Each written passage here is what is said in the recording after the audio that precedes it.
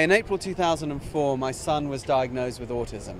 I was always a horse guy, but I was keeping him away from horses. I thought he wasn't safe around them.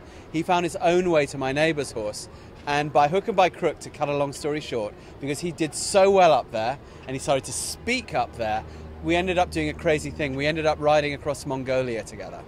And I came back with a child who was still autistic, but so functional within his autism that I started thinking, is it just him or is it other kids? So we started running unofficial play dates in the neighborhood, right around here in Austin, Texas.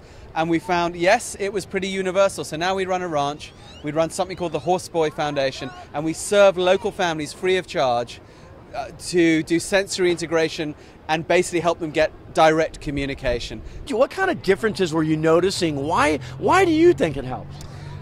There is some science behind it, although we didn't know it at the time. When you ride with the child in front of you in the saddle, you create this rhythmic rocking motion that causes the child's body to be flooded with a feel-good hormone called oxytocin.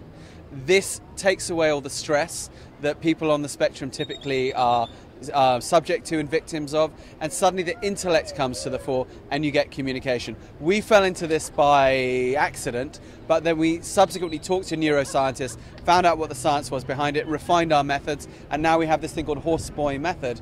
It's a 6-step process that we do for kids, whether they're severe or whether they're high functioning, that helps them get direct communication and really find their own voice.